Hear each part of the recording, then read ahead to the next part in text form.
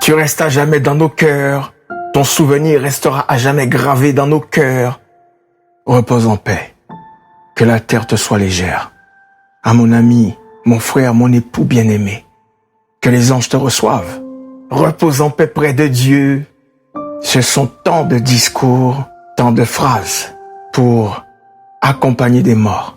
Parce que les vivants croient que les morts, une fois morts, auront mérité le repos. Ils l'auront encore plus mérité s'ils ont été bons et que leur mort a été brutale. Qu'importe la mort que tu auras eue, qu'importe la mort que ton proche, que ta famille aura eue, même la mort la plus brutale, il faut que tu saches que si cet être cher est décédé sans avoir accepté Jésus-Christ comme Seigneur, comme Sauveur, sans être repenti de ses péchés, sans l'avoir reconnu pour Fils de Dieu, sans avoir fait la paix avec Dieu par lui, il faut que tu le saches qu'il n'y a pas de paix pour celui qui est mort sans Jésus.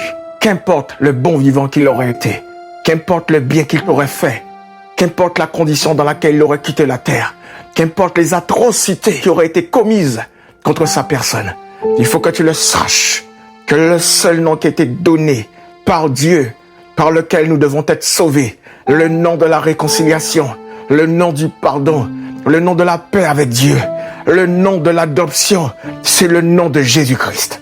Ce n'est pas la religion qui sauve. Ce ne sont pas les discours, les beaux discours qui sauvent. Ce ne sont pas les prières après la mort des défunts qui les conduiront dans la félicité ni dans le repos, mais c'est bien d'avoir accepté Jésus comme Seigneur et Sauveur, comme libérateur et comme bon berger. C'est l'avoir accepté, l'avoir reconnu comme étant l'agneau de Dieu qui ôte ton péché et le péché du monde. C'est bien en ayant fait la paix avec Dieu par lui. Le reste, ce ne sont que des illusions trompeuses. Des paroles inspirées par Satan pour tromper, pour consoler, pour conserver dans le péché en attendant le jour et l'heure de ta mort pour te recevoir, toi aussi, pour t'amener en enfer. Si tu n'acceptes pas Jésus, reçois Jésus dans ton cœur, reçois Jésus dans ta vie, reconnais-le comme Seigneur et Sauveur, comme étant celui par lequel Dieu te sauve, celui qui a donné sa vie pour que tu sois sauvé et pour que tu échappes à l'enfer, à l'éternité du feu. Fais la paix avec Dieu par Jésus. Jésus sauve. Jésus seul sauve. Ça peut paraître dur, mais ça ne sera jamais aussi dur que la réalité du feu éternel de l'enfer. Jamais aussi dur que la réalité des tourments terribles des démons de l'enfer. Ça peut paraître dur, insupportable, mais Dieu veut te sauver, toi qui écoutes. Dieu veut t'épargner, t'éviter. Dieu veut que tu échappes à ceux qui t'attendent au bout du chemin où tu te trouves. La Bible déclare que telle voie paraît droite à un homme, mais à la fin, c'est la voie de la mort.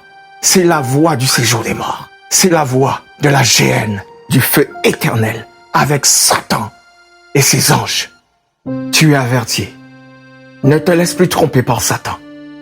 Le diable est un menteur, caché derrière le mensonge que Dieu n'existe pas. Caché derrière le mensonge qu'après la mort, il n'y a rien. Caché derrière le mensonge du purgatoire. Caché derrière la réincarnation.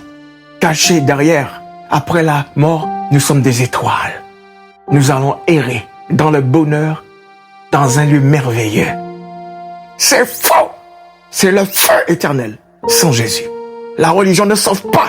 Ni aucune prière, ni les bougies après la mort ne sauvent qui que ce soit. C'est chacun qui sauve sa vie, qui sauve son âme en acceptant de son vivant Jésus de Nazareth. Sinon, c'est le feu éternel avec Satan et tous ses démons et ses anges. Jésus sauve.